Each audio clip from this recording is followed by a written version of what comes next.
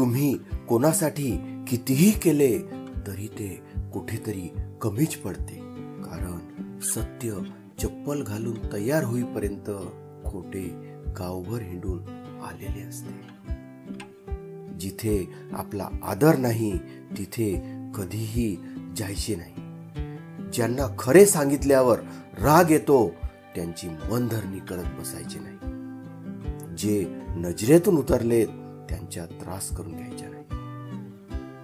तुम्ही स्वतःच्या खांद्यावर डोके टेकून रडू शकत नाही आणि स्वतःला आनंदाने मिठीही मारू शकत नाही. आयुष्य म्हणजे दुसऱ्यासाठी जगायची बाब आहे.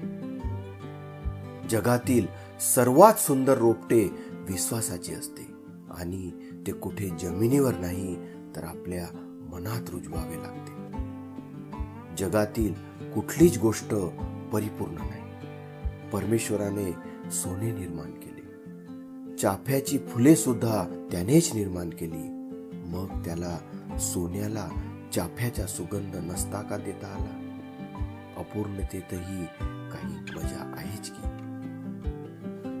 सोन्याची एक संधी साधण्यापेक्षा प्रत्येक संधीचे सोने करा.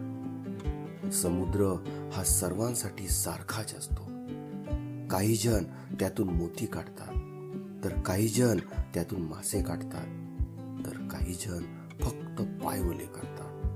हे विश्व पण सर्वांसाठी सारखेच आहे. फक्त तुम्ही त्यातून काय घेता हे महत्वाचे आहे.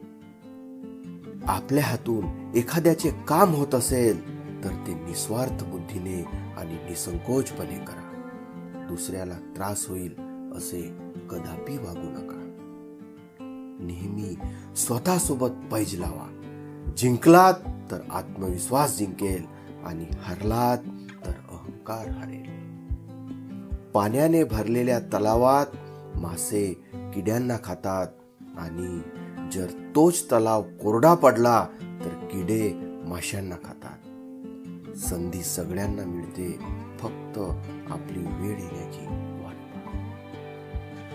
एखाद्या व्यक्तीजवळ आपल्या अशा आठवणी ठेवून जा की नंतर त्याच्याजवळ आपला विषय जरी निघाला तर त्याच्या ओठावर थोडेसे हसू आणि डोळ्यात थोडेसे पाणी नक्कीच आले पाहिजे. धन्यवाद.